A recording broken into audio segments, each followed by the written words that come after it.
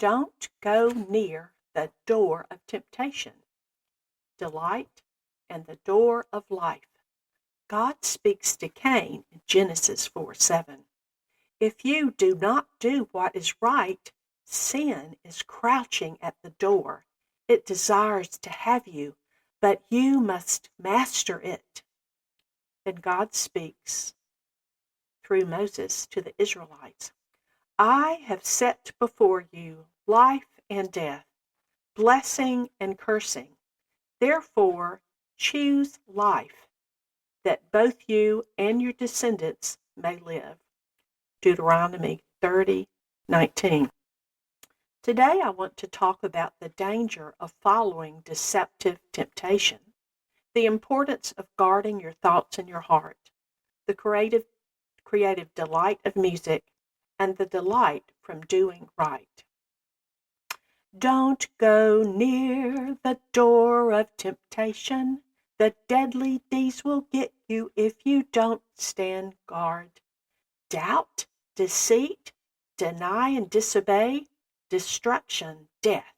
Do not delay.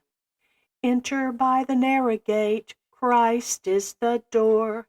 Trust, obey, adapt, claim promises evermore. Fulfill your vows, receive God's blessings. Transformations remain. The Lord receives glory. Praise his name. Delight of music. One of my earliest memories involved honeybees and music. As a 3-year-old walking back barefoot in the backyard, I was stung by a honeybee. Pain led me to the swing set, where I sang until the pain subsided. Music, whether singing, dancing, listening, or playing instruments, has been a creative expression since the time of ancient man. Genesis 4 says Jubal, the 6th generation from Adam and a descendant of Cain, was the father of those who play the flute and the harp, the wind and string instruments, from Genesis 4. These early humans lived long lives of around 800 years before the global flood. Years later, musical instruments appeared common in various cultures around the world. That's from the Genius of Ancient Man, Evolution's Nightmare. Music is stored deeply in various areas of the brain, a powerful memory tool. Thoughts expressed through music, art, and dance reveal culture and creativity.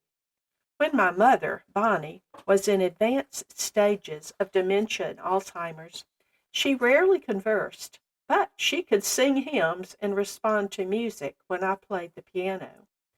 Hymns are part of Western civilization and the American music heritage, written in 4-part harmony.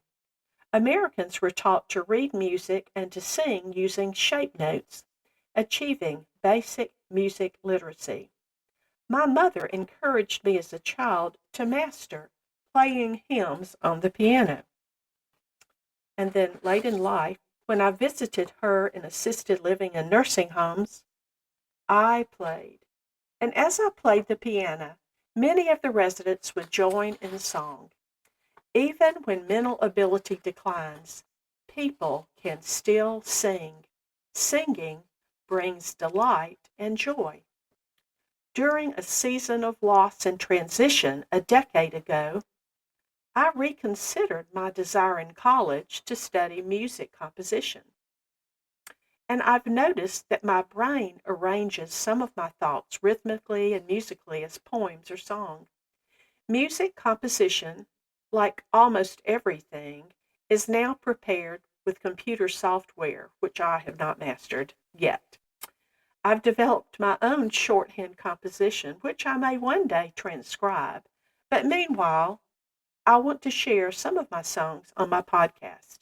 And my brain sings, "Don't go near the door of temptation," when I recognize dark pathways I should not follow. So here's a better rendition of the Don't go near the door of temptation. The deadly D's will get you if you don't stand guard. Don't shame, don't blame, that's not my game. Don't doubt, distrust, dishonor, disobey. The deceiver lies, steals, destroys, and leads astray. Beware, be aware. What you think will make you happy may only make you sad. Look up, lift your eyes. There's a cloud of witnesses in the sky. Jesus is the door that leads to life.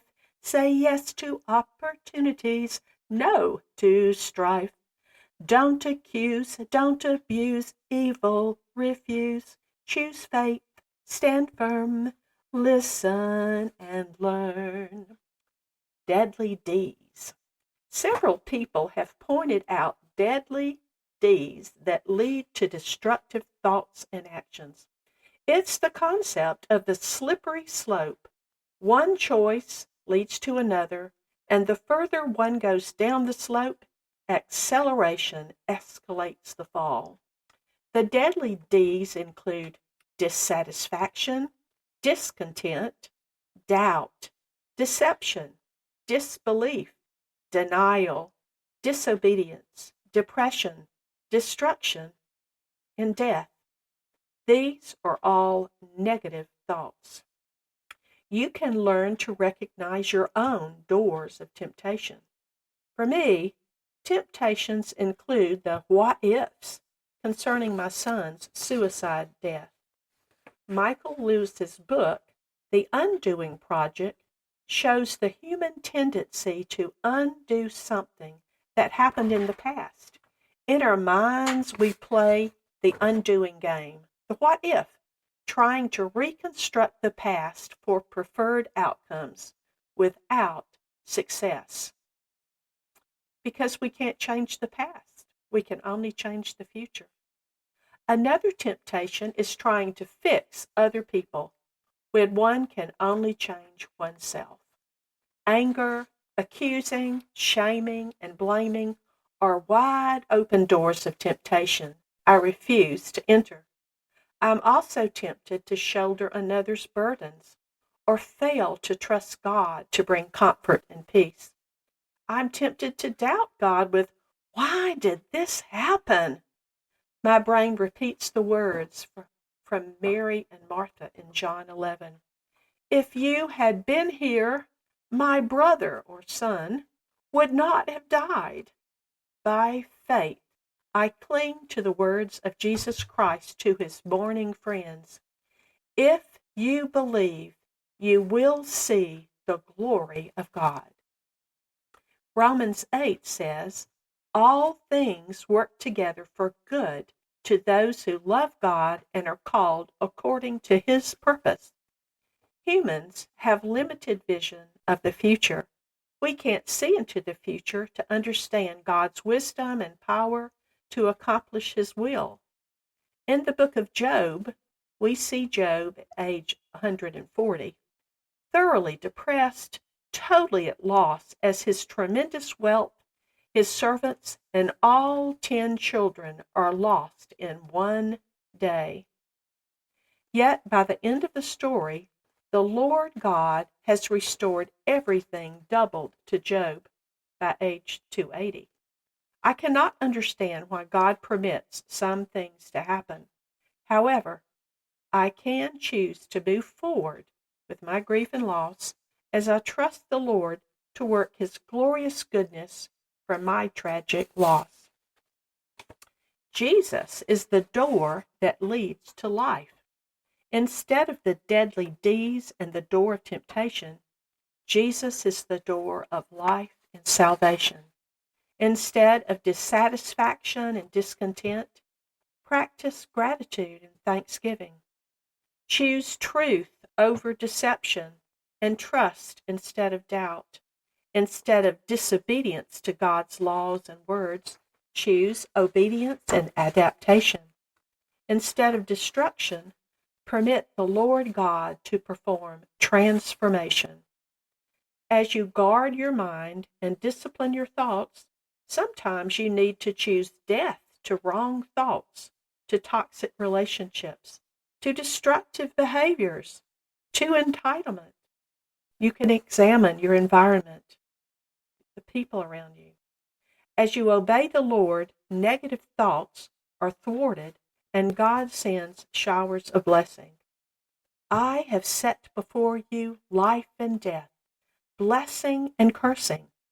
Therefore, choose life, that both you and your descendants may live, that you may love the Lord your God, that you may obey his voice, and that you may cling to him, for he is your life.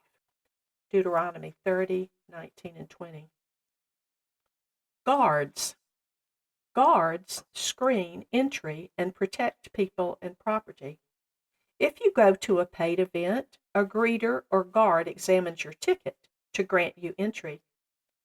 When serving on a medical mission team to Guatemala, we had armed guards that escorted our bus to the hospital where we worked for the day.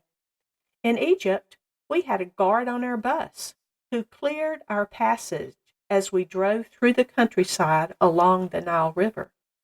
At my church, men stand at the guard to greet guests, but they can also appear as guards to the young children.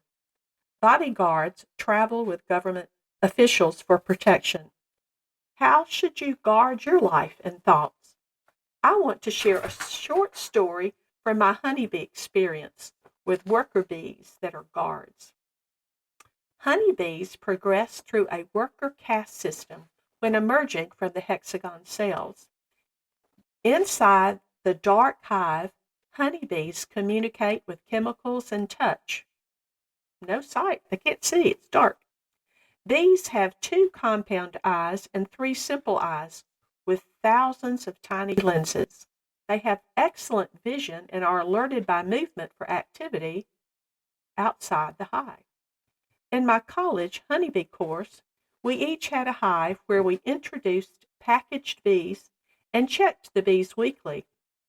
I was afraid of being stung, and our professor prohibited us from wearing gloves to protect our hands. We had to open the hive, locate the queen, look for eggs and larvae in the cells, notice developing larvae, observe the workers, and find pollen and nectar storage. Well, one week I opened the hive and suddenly around 100 bees jumped to the hive edges, exposed in the bright sunlight. Many developing worker honeybees had reached the guard status. They were not old enough yet to leave the hive. If I moved, I feared the bees would attack me. Yet I was required to lift out the frames and check on the bees to locate the queen. I just remember standing there, looking at all those guard bees and not sure how to proceed. Well, since the purpose of opening the hive was to check on the bee health and development, I decided not to put my hands into the hive and to lift out the frames to find the queen. These bees were rapidly multiplying and developing with an active egg-laying queen. Soon, the guard bees would be foraging for pollen and nectar to provide nutrition for the hive. I concluded that the bee hive health was outstanding. Like the honeybees, we need to be alert, diligent guards, filtering what enters our hearts, our minds, and our bodies. We should choose the thought pathways that lead to health and life. You can choose which door to enter, the door of temptation or the door to life and salvation. We see that God, I am, is the door to the sheepfold, the door to life, the door of salvation. God is deliverer, the dayspring. And our new identity, decisive, determined, diligent, a doer, God's delight. References to this talk are Dan Landis, the book The Genius of Ancient Man, Evolution's Nightmare. Number 2, Michael Lewis, The Undoing Project, The Friendship That Changed Our Minds, and number 3, 5 Eyes of the Honeybee from beekeepingwildflowermeadow.com.